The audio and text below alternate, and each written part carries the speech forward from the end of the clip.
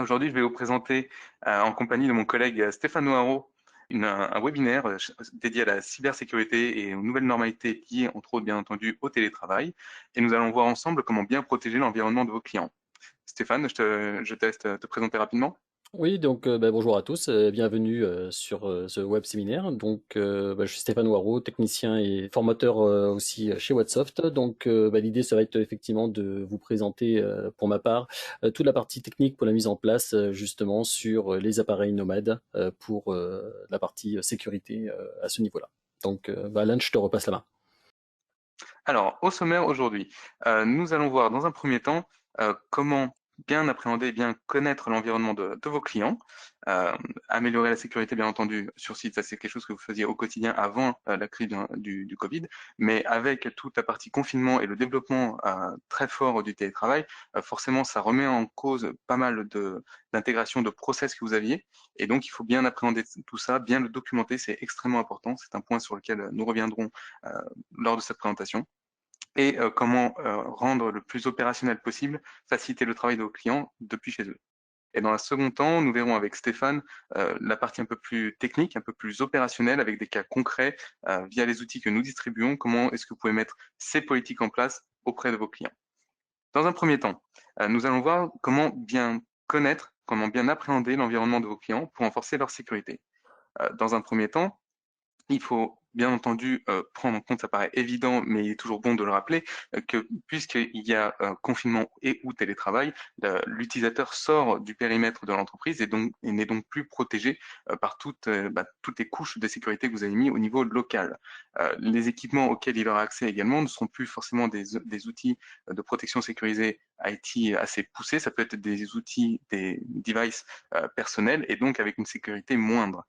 Il faut vraiment prendre ça en compte, savoir est-ce que vous allez mettre en place pour l'ensemble de vos clients des outils de prêt. Est-ce qu'ils vont partir avec des PC portables, des téléphones portables d'entreprise ou non? S'ils vont travailler sur leurs outils personnels, dans ce cas-là, il faudra mettre en place avec leur accord et après avoir testé, bien entendu, certains aspects techniques, notamment la bande passante, pour ne citer qu'elle, euh, le, le périmètre qui va permettre à vos utilisateurs de travailler en toute sécurité, de continuer à être productifs et sans aucune gêne du fait de l'éloignement du lieu de travail. Également, il y aura la partie accès à toutes les machines, puisque comme ce sera au sein de l'environnement personnel de l'utilisateur, il peut y avoir des données qui ne sont pas du cadre de l'entreprise, qui peuvent venir infecter la machine et donc rendre à risque l'utilisation de celle-ci. Dans un second temps, nous verrons donc quels sont les points de contrôle. On verra un petit peu plus tard avec une liste non exhaustive des points de contrôle à mettre en place auprès de vos clients, mais il y a des points vraiment extrêmement importants à prendre en compte. Bien entendu, la partie Wi-Fi est incontournable. L'outil de travail, quel qu'il soit, PC portable, PC personnel, téléphone, est-ce que vous avez bien mis en place des profils de sécurité prédéfinis? Et enfin, des mesures de sécurité, que ce soit de votre côté ou au niveau de l'éducation de vos utilisateurs, ont-elles été mises en place avant le déploiement de ces outils en télétravail? Donc, l'impact de ce changement, concrètement, comment est-ce qu'on peut le caractériser? On le voit donc ici avec 7 points différents. Bien entendu, le risque d'activité malveillante est accru, puisque là, on sort du cadre de l'entreprise qui était ultra sécurisé via les différents outils que vous avez mis en place, et également de par l'attitude des utilisateurs, puisque un utilisateur qui n'est pas sur son lieu de travail, qui est chez lui, va avoir tendance à agir peut-être de manière un peu moins sécurisée, faire un petit peu moins attention au contenu, par exemple avec des actions très bateaux, telles que prendre un fichier et le mettre sur son bureau. S'il travaille sur son PC personnel, ça peut être une faille de sécurité, ça peut être perçu dans certains cas même comme du vol de données, donc il faut vraiment faire attention à ça.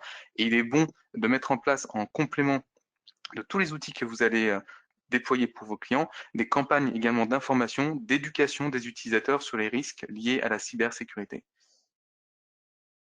Il y a différents points de contrôle à mettre en place afin de prévenir, d'assurer la sécurité des utilisateurs. Bien entendu, nous parlons depuis de nombreuses années de la sécurité multicouche. Dans le cadre du télétravail, il y en a 3 qui sont vraiment primordiaux. C'est la protection des terminaux, donc via une solution antivirale, entre autres, poussée avec des stratégies qui correspondent aux besoins de l'utilisateur.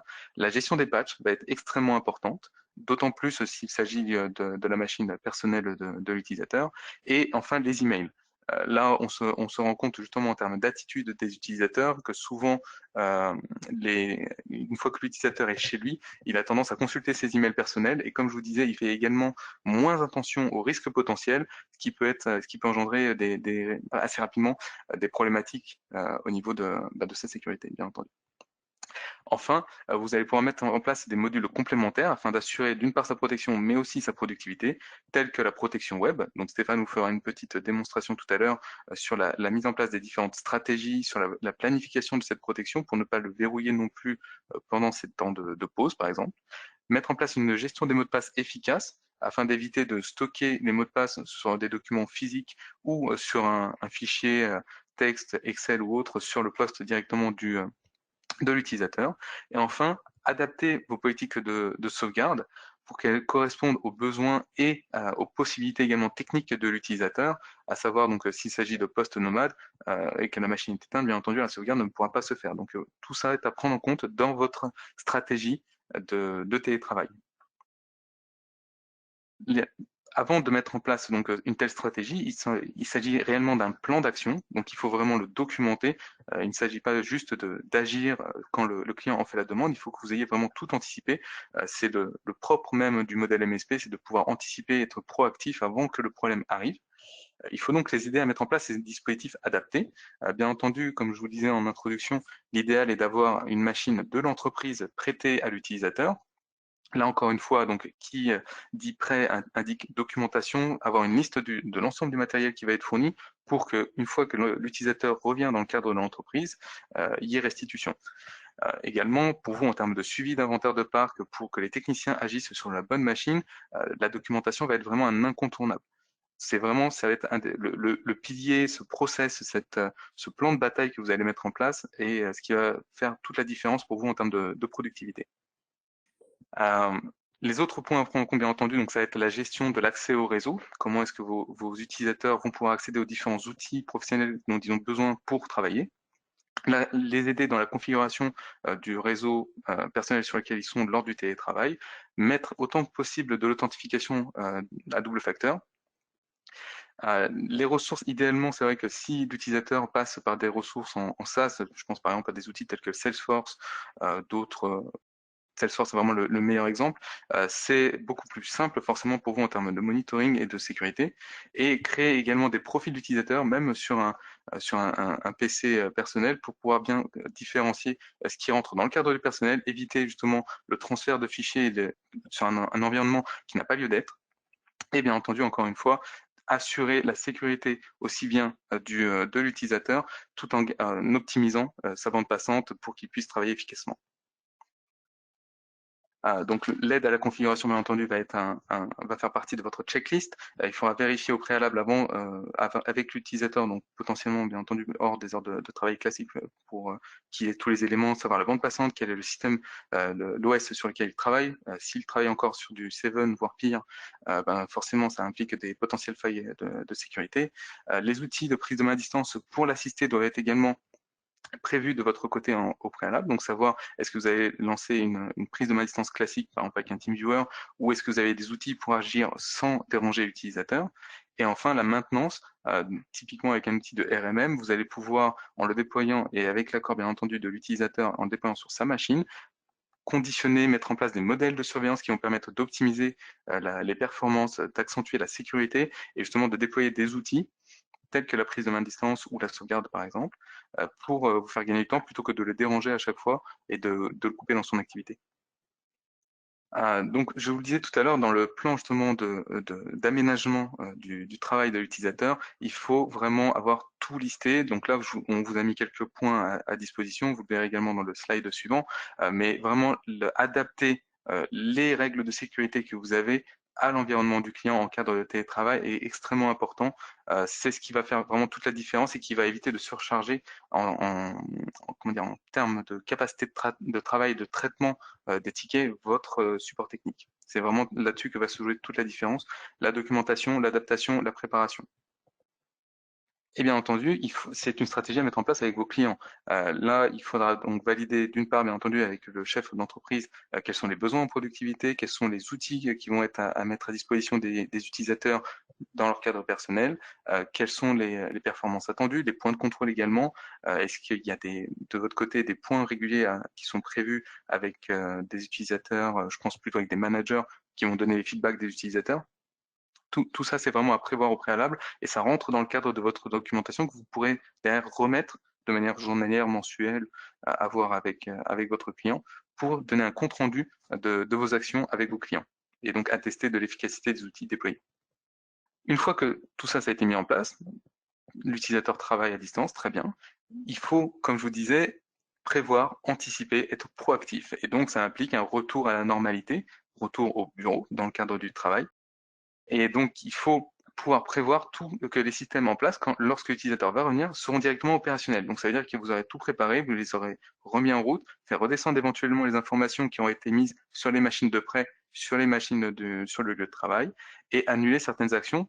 Typiquement, un agent de monitoring qui aurait été mis sur une machine personnelle devra être supprimé, des actions vraiment basiques, mais qu'il faut néanmoins lister pour ne pas les oublier. Donc on rentre là dans la liste non exhaustive dont je vous parlais tout à l'heure, avec tous les points de contrôle à vérifier lors de la récupération du matériel, lorsque vous allez gérer la partie, donc toute la partie remise à plat du matériel, continuité d'activité des employés lors du retour dans les bureaux. Vraiment, c'est quelques points de contrôle. Stéphane nous en parlera avec des exemples illustrés un petit peu plus tard, qui peuvent vous aider dans la mise en place de votre stratégie. Ensuite, et donc le retour au bureau forcément n'implique pas, surtout on le voit avec l'actualité, ce n'est pas un retour à 100%. Bien entendu, le télétravail reste à mettre en place autant que possible, mais on se retrouve avec des utilisateurs qui ont des environnements hybrides, donc chez eux et sur le lieu de travail. Ça implique des procédures, des bascules simplifiées, des mises en commun, de tout ce qui va être faciliter la communication avec les outils de travail, transfert de fichiers, travailler essentiellement et autant que possible sur des solutions SaaS. Par exemple avec du Teams pour le partage d'informations, c'est vraiment l'idéal. Et avoir des procédures claires pour les utilisateurs qui ne soient pas perdus, qui sachent également comment vous contacter en cas de problème, plutôt que de passer un coup de téléphone et surcharger votre support technique, utiliser des outils qui vont permettre de générer des tickets rapides, des demandes simples, avec pourquoi pas des impressions écran, pour illustrer rapidement le problème et permettre de votre côté à votre support technique de hiérarchiser les demandes entrantes. Donc voilà, c'est vraiment les points les plus importants à mettre en place. Ici, vous retrouvez un petit résumé des actions à mettre en place dans votre stratégie. Ce qui va être extrêmement important, ça va être donc de prédéfinir des modèles de surveillance dans un premier temps pour toute la partie sécurité des postes de vos utilisateurs. Surtout, bien faire attention avec les profils, accompagner les utilisateurs dans la préparation, dans la bascule vers le modèle de télétravail, également dans le retour au bureau, leur donner des outils qui soient adaptés, vérifier également l'utilisation qui en est faite, ne pas oublier de communiquer là-dessus. C'est vraiment extrêmement important, la documentation auprès bien entendu du board, mais également auprès des utilisateurs pour leur donner des best practices en termes de cybersécurité, des choses un peu bateaux telles que les emails, les emails, des liens malveillants, ce genre de choses, qui peuvent parfois paraître un peu ridicules. On se rend compte qu'au final, c'est pas si ridicule que ça, surtout dans l'environnement personnel. Voilà, maintenant je vais passer la main à mon collègue Stéphane qui va vous présenter grâce à différents outils que nous distribuons comment mettre en place ces différentes politiques et stratégies. Bah, merci Alan pour ce début de présentation. Donc effectivement, je vais prendre le relais maintenant au niveau technique pour voir comment, avec les outils que propose Wattsoft, vous pouvez mettre tout ça en place. Par rapport à la question que pose Emmanuel, on y viendra dans la présentation que je vous ferai, notamment concernant le patch, la gestion des patchs sur RMM. Donc sur SolarWinds RMM, je ferai le focus sur les différents outils qu'on propose. Et alors je ne vais pas aborder toute la partie technique parce qu'il y en a tellement que effectivement on pourrait y passer quelques heures ensemble. Mais je vais quand même vous montrer comment mettre ça en place assez facilement. Donc RMM, pour ceux qui ont déjà l'outil, hein, vous savez que c'est un outil de supervision de parc, mais pas que, il vous aide aussi à automatiser de nombreuses tâches afin de vous faire gagner du temps et de vous assurer que vous mettez tout en œuvre pour optimiser la sécurité de votre parc. Des actions d'automatisation peuvent vous permettre de créer des scripts à partir de l'outil Automation Manager ou en développant les vôtres. Donc, c'est-à-dire que si vous avez les ressources en interne pour créer vos propres scripts, vous pourrez le faire. Pour les solutions antivirus et de protection web, ça vous permettra de renforcer la sécurité des postes nomades. Donc, pour chaque module, vous avez la possibilité d'affiner la stratégie de protection afin de les adapter à tous vos clients. Donc c'est très important, bien sûr, de définir justement ces parties-là, puisque Alan vous a évoqué tout à l'heure l'importance de la sécurité de l'environnement de chaque utilisateur. Avec l'outil Bitdefender que nous verrons aussi, vous avez la possibilité d'utiliser la fonctionnalité de BitLocker qui permet d'encrypter le disque dur, donc afin de protéger encore un peu plus les données. Et donc ce module vous permettra effectivement aussi de récupérer les différentes clés sur RMM. Des outils de prise en main à distance aussi, avec le Tech Control, l'accès à distance silencieux aussi, qui vous permettra d'agir éventuellement sur du support quand les employés en auront besoin. L'outil de NetPass qui permettra par exemple d'être alerté si il y a des latences pour accéder au VPN, protéger les postes éventuels de cryptovirus avec la partie EDR de SentinelOne. Donc voilà, il y a beaucoup d'outils avec RMM qui vous permettent déjà de mettre en place tout ça. Donc, je vais passer maintenant sur la partie un peu plus technique. Je vais vous montrer ici donc une plateforme RMM que vous avez peut-être l'habitude de voir.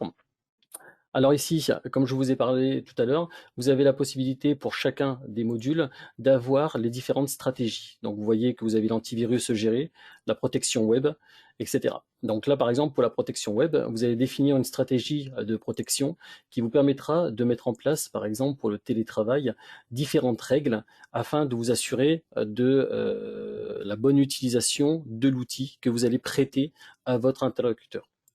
Donc là ici, on va cliquer effectivement sur l'édition. Alors sur les points sur lesquels on va pouvoir se focaliser, je vais vous les montrer. Après, il y a une vidéo sur la chaîne WhatsApp que vous pouvez consulter pour avoir un peu plus de détails sur l'utilisation de la web protection. Ici, ce qui est important surtout en termes de protection, c'est de définir ici les risques de, de navigation en se basant sur la réputation d'un site. Vous avez aussi la possibilité de filtrer par catégorie justement les différents sites, donc en soit bloquant définitivement, soit en bloquant sur des planifications. Donc, c'est-à-dire que ici, vous avez par exemple pour la possibilité de dire que sur les planifications, on bloquera par rapport à la liste que nous avons définie dans les filtres de catégorie, on va bloquer la navigation. Par contre, on permettra pendant la pause déjeuner et les autres heures pour que la personne puisse aussi utiliser normalement son poste de télétravail. Donc ici, on a la protection web que vous pouvez éventuellement définir. Et l'autre point qui est pas mal aussi, c'est la possibilité ici de mettre des alertes sur l'utilisation de bande passante. Par exemple, si vous avez un employé qui vous dit voilà, j'ai des problèmes pour accéder effectivement au réseau local, ça vous permettra de voir si effectivement il a une surconsommation de sa bande passante et peut-être de pouvoir agir lui aussi pendant ses heures de travail, de pouvoir agir au niveau personnel, comme par exemple éviter de regarder la télé s'il y a des enfants ou limiter au moins la consultation pour limiter l'utilisation de la bande passante. Donc voilà pour la partie web protection. Ensuite, je vous ai parlé aussi de la partie antivirus géré. Donc même principe, hein, vous avez toujours des stratégies que vous pouvez mettre en place. Donc sur les stratégies, vous avez la possibilité, pareil, de venir ici pour le chiffrement du disque, comme je vous ai dit. Donc quand vous l'activez, quand vous l'activez cette option, automatiquement ça va encrypter le disque si ce n'est pas fait déjà sur les postes, ou sinon grâce au rapport, vous aurez la possibilité de récupérer les clés de chiffrement à ce niveau-là. Pareil sur la partie Tech Control et paramètres de tâches de fond, donc qui permettent des accès à distance. Donc le paramètre de Tech Control, effectivement, qui va vous permettre d'accéder comme un TeamViewer-like, par exemple, sur le poste distant. et le paramètre à distance de pouvoir accéder au poste en mode silencieux, mais qui vous permettra par exemple si votre interlocuteur vous demande de l'aide sur une surconsommation par exemple de ressources, de matériel, de pouvoir voir quels sont les process qui tournent directement et qui vous permettront à vous de pouvoir les tuer. Ensuite, vous avez autre chose qui est intéressant là-dessus, c'est la barre d'état système qui vous permet en fait, quand vous l'activez, de pouvoir en définir quelles sont les actions que vous pouvez mettre en place sur la petite icône dans la barre de notification. Et notamment, vous avez la possibilité, par exemple, de mettre le lien vers un site, alors soit sur le site en interne pour que la personne puisse s'y rendre directement, soit de mettre un numéro de téléphone de contact pour contacter le support technique, soit de pouvoir créer des mails automatiquement. Donc ça, pareil, toujours dans l'idée d'avoir cette relation entre un technicien qui sera là pour assister l'employé ou l'utilisateur de l'ordinateur portable en télétravail, et donc d'avoir cette réactivité pour qu'il puisse continuer, lui, à travailler de façon confortable. Chaque module, en fait, après, vous pouvez les activer. Moi, ce qui je peux conseiller aussi dans ce genre de cas-là, c'est peut-être quand vous avez des au niveau client, donc c'est-à-dire au niveau de votre arborescence, peut-être de créer un nouveau site qui sera dédié au télétravail et de pouvoir comme ça attribuer tous vos paramètres de module directement sur le bon site. Comme ça vous permet d'avoir une gestion un peu plus fine des appareils nomades. On vous a parlé aussi tout à l'heure de pouvoir superviser la connexion entre un point d'origine, donc par exemple le poste de votre interlocuteur, et du VPN.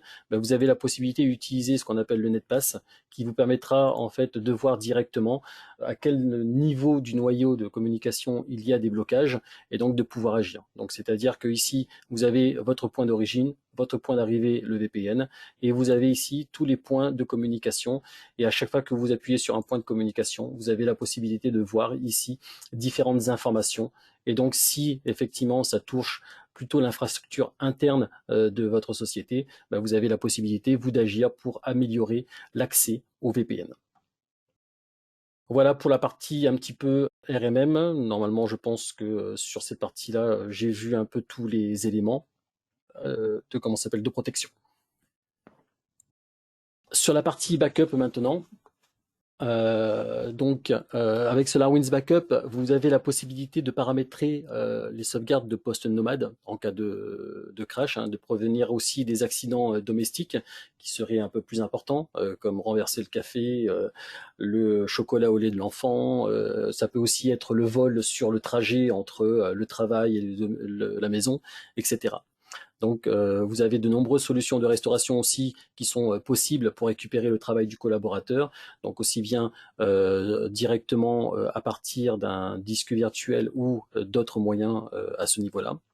Surtout, ce qui est très intéressant, c'est que vous pouvez définir des stratégies de sauvegarde grâce au profil et aux produits que nous allons voir, et qui vous propose comme ça de pouvoir paramétrer correctement les points de sauvegarde de vos collaborateurs. Ainsi, ça vous permettra de filtrer, par exemple, les fichiers exclure, c'est-à-dire que vous pouvez dire, tiens, tous les fichiers vidéo, pour éviter d'avoir les vidéos de vacances de sauvegarder, vous pouvez les limiter. Vous pouvez limiter aussi les quotas d'utilisation de la sauvegarde. Donc, on va voir tous ces points-là sur justement cette interface. Donc là, ici, je mets sur le backup. Donc sur le backup de SolarWinds, donc vous aurez accès effectivement ici à l'ensemble des postes que vous supervisez. Et donc l'idéal pour bien préparer tout ça, ça va être effectivement de vous focaliser sur les profils pour pouvoir définir en fait sur les postes de travail quels sont les éléments que vous allez sauvegarder. Donc par exemple, vous savez que vous pouvez définir pour les pour les pour la base SQL, par exemple, on va pas faire de backup puisque là, ce sera sur les postes personnels, sur l'Exchange, pas forcément non plus. Donc là, en fait, vous pouvez définir le profil que vous désirez et hop, voilà. Et donc une fois que vous avez fait ça, vous pouvez aussi mettre ici les dossiers par défaut qui seront sauvegardés, des filtres d'exclusion éventuellement avec les différents extensions que vous ne voulez pas sauvegarder. Donc ça, c'est très important parce que ça vous permet comme ça de pouvoir préparer tous vos postes nomades avec des profils identiques, ce qui vous fait gagner énormément de temps. L'autre avantage, c'est que vous avez la possibilité ici de définir quelles seront les fréquences de sauvegarde du poste que vous allez mettre en place. Donc soit tous les jours, soit deux fois par jour, etc. Ce sera à vous de définir à ce niveau-là. Ensuite, sur la partie des produits, c'est là que ce sera intéressant aussi pour vous, c'est que vous aurez la possibilité de pouvoir limiter, enfin, de pouvoir agir en fait sur ce qu'on appelle les délais de rétention. Donc, c'est-à-dire que par défaut, c'est 28 jours, mais vous aurez effectivement aussi la possibilité de gérer ça. Je reviendrai tout à l'heure sur RMM. J'ai oublié un élément à vous montrer qui est très important, qui est le patch management. Ensuite, pour la partie sécurité, vous avez pareil la possibilité ici de définir des quotas max de sauvegarde. Donc, c'est-à-dire que si vous savez que le type de fichier sur lequel doit travailler vos collègues, ben, vous savez que normalement le poids de sauvegarde sélectionné ne doit pas dépasser un certain poids, ben, vous pouvez ici le paramétrer directement, et ce qui évitera par exemple d'avoir des sauvegardes malencontreuses de photos qui ne sont pas dédiées aux professionnels à ce niveau. Et donc à partir du moment où vous aurez défini ici et vos produits et vos profils, vous aurez la possibilité éventuellement de pouvoir bien protéger les postes de vos collaborateurs. Et effectivement, vous avez même la possibilité, si vous ne voulez pas qu'il modifie les paramètres pour chaque poste, vous aurez la possibilité de pouvoir attribuer un mot de passe pour accéder à l'interface locale de l'agent, et donc ça vous permettra de vous protéger d'éventuelles modifications à ce niveau. Et enfin, s'il veut récupérer un fichier par exemple qu'il aurait perdu ou des choses comme ça, vous aurez la possibilité aussi de lui installer le virtual drive sur les postes nomades. Donc ça va rajouter ici ça va rajouter un lecteur virtuel dans l'explorateur de Windows, et donc il aura la possibilité d'aller chercher dans les dossiers classés par date les fichiers éventuellement qu'il aurait perdus, etc. Alors juste pour revenir sur RMM, je vais vous montrer ici tout ce qui concerne le patch management. Donc c'est-à-dire que sur les paramètres ici, vous avez la possibilité effectivement d'avoir ce qu'on appelle le gestionnaire de correctifs. À ce niveau-là, vous avez toujours pareil, des politiques de fonctionnalité. Et moi, ce que je conseille à ce niveau, ça va être effectivement sur l'état de correctif, de faire donc des vérifications automatiques. Donc, soit vous programmez vous-même l'analyse des mises à jour qui seront à mettre en place, soit vous vous basez sur les cycles VSJ. Alors, pour rappel, les cycles VSJ, ce sont les cycles qui vont se déclencher tous les jours à la même heure en se basant sur les vérifications journalières. Donc ici, vous paramétrez effectivement la programmation pour l'analyse des correctifs à installer. Ici, vous allez faire ce qu'on appelle la stratégie d'approbation. Et donc, moi, ce que je conseille, c'est que sur toute la partie gravité, donc critique important, notamment sur les différentes gestions de failles de sécurité, etc., bah, vous mettez en autorisé, en automatique. Pareil pour les autres solutions. Et comme ça vous permettra de gérer automatiquement cette partie d'installation de patch, notamment de Windows antivirus si vous n'utilisez pas d'autres systèmes, etc. Et enfin, pareil, vous avez la possibilité de définir ici à quelle heure vous voulez faire l'installation de ces différentes mises à jour. Donc, c'est-à-dire que soit vous le faites pendant, par exemple, la pause déjeuner de votre collaborateur, soit vous le faites à la fin de la journée, et donc vous prévenez bien sûr vos différents collaborateurs qu'il y aura des mises à jour qui vont être mises en place à partir de telle heure, par exemple. Donc voilà.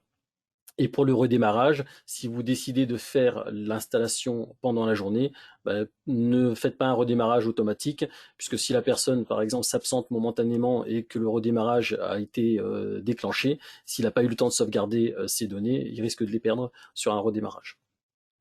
Après, sur la partie de gestion de patch, vous aurez la possibilité pour tous les patchs qui doivent être installés manuellement de pouvoir ici le faire sur le flux de gestion directement et d'activer automatiquement toutes les mises à jour. Comme ça, vous êtes sûr que tout poste qui est à jour aura au niveau de sa sécurité tout ce qu'il faut à ce niveau. Donc voilà, donc c'était un petit aparté sur le retour d'RMM, mais comme j'avais oublié de parler de cette partie de patch management qui est essentielle pour la sécurité des postes, je me suis permis de revenir dessus.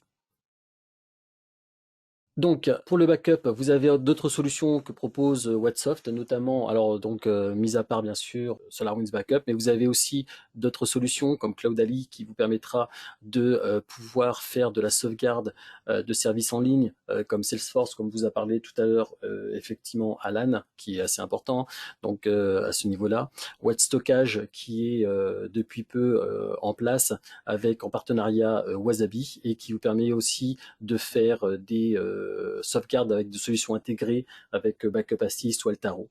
Donc je vous ai mis les liens dans les slides, comme ça vous permettra, si vous le désirez, de vous renseigner sur ces différents outils et de pouvoir contacter éventuellement notre service commercial. Sur la partie prise en main à distance, j'en ai parlé effectivement aussi de cette partie-là avec le Tech Control que vous pouvez avoir directement via la plateforme RMM. Mais vous avez aussi la possibilité d'avoir le Tech Control en standalone. Cette partie-là est un peu plus, on va dire, un peu comme ISL, vous permettra de pouvoir installer un agent, si par exemple vous n'avez pas de supervision avec RMM, de pouvoir installer quand même un agent d'assistance, on va dire, sur les postes nomades et de pouvoir permettre à l'utilisateur de faire une demande directement de support à un technicien ou alors à un technicien de pouvoir enregistrer les différents postes, que ce soit sur ISL Online ou sur le Tech Control, la possibilité de enregistrer les différents postes et donc de pouvoir, en créant des groupes, avoir effectivement un panel de postes à surveiller et de pouvoir y accéder si nécessaire. Donc pareil, comme je vous ai dit, c'est vraiment des outils qui vous permettent à ce niveau-là de pouvoir prendre la main à distance. La partie documentation et la partie mot de passe, donc comme vous l'avez évoqué tout à l'heure, Alan, donc pour les employés qui sont à domicile, la gestion des mots de passe professionnels doit être dissociée des mots de passe personnels. Donc avec le Passeportal, vous pouvez créer par exemple un compte Passeportal site, donc c'est une deuxième, on va dire, plateforme, mais qui est orientée vraiment que mot de passe, et sur lequel vous pouvez créer des comptes utilisateurs qui pourront justement renseigner tous leurs mots de passe, que ce soit personnel, alors quand je dis personnel, c'est personnel professionnel et commun professionnel, bien sûr. Vous avez aussi la possibilité sur la partie Passeportal et IT Glue de pouvoir mettre en place de la documentation et donc grâce à ça de pouvoir avoir aussi bien effectivement toute la partie gestion de parc avec les différents identifiants si possible, mais vous aurez aussi la possibilité d'avoir les différentes documentations comme des procédures, etc. Donc pour cette partie-là, voilà. Donc sur le Passeportal, vous avez la possibilité effectivement de pouvoir gérer en fait les mots de passe. Donc sur les mots de passe que vous pouvez gérer, vous pouvez créer des différents dossiers de sauvegarde et donc de permettre de créer des groupes en fait qui auront accès à ces différents mots de passe. Donc c'est-à-dire que pour le nomade, ça vous permettra comme ça d'avoir des personnes, je prends un exemple concret, des personnes au marketing qui ne pourront voir que les mots de passe qui concernent le marketing, des personnes du technique qui pourront voir que des éléments du technique, etc. L'avantage aussi, c'est que une fois que vous avez défini les mots de passe, vous avez la possibilité d'utiliser ici un add-on qui sera possible d'installer sur différents navigateurs et de pouvoir ainsi retrouver les différents mots de passe. Donc vous avez les mots de passe qui seront vos mots de passe personnels, mais vous avez aussi les différents mots de passe de la société qui pourront être utilisés. Donc très intéressant parce que ça vous permet comme ça sur le navigateur web d'éviter d'enregistrer les mots de passe sur le navigateur directement et donc d'avoir cet add-on, un peu comme un LastPass, d'avoir cet add-on qui vous permettra de gérer vos mots de passe et de pouvoir accéder très facilement aux différents sites, notamment si vous utilisez des solutions SAS. Donc voilà, partie pareil, sur la partie asset, vous aurez la possibilité de retrouver tous les éléments des postes que vous supervisez et pour chaque poste que vous avez, vous aurez même la possibilité de pouvoir y attacher différentes procédures, différents mots de passe et ça vous permettra comme ça d'accéder facilement à la documentation sur les différents articles que vous pouvez mettre en place par exemple à ce niveau-là. Donc pareil, tout ça dans un souci de documentation en interne et de pouvoir avoir des procédures qui soient claires, nettes à ce niveau. Enfin, je vous ai abordé tout à l'heure le sujet des scripts et de la partie automatisation, donc à savoir que SolarWinds propose aussi de mettre en place, enfin d'utiliser leur outil d'automation manager, qui est un outil en fait qui vous permettra de créer des scripts de façon assez intuitive. Vous avez la possibilité de pouvoir le télécharger à partir d'RMM et sur le gestionnaire de scripts, et donc après de pouvoir utiliser les 600 objets qui sont à votre disposition pour pouvoir mettre des scripts personnalisés, notamment par exemple dans le cadre de mise à jour de logiciels métiers, par exemple, qui ne peuvent pas être compris dans le patch management, et dans quel cas vous pouvez vous mettre en place des stratégies pour cette partie-là. Donc voilà pour la partie un petit peu technique. Alors je ne peux pas non plus m'étendre sur toutes les parties à ce niveau parce qu'il y aurait beaucoup de choses à dire. Je pense que c'est bon, Stéphane. On a fait le tour. Ok, Merci à tous. bah, très À bien. très bientôt. Merci, au revoir. Au revoir.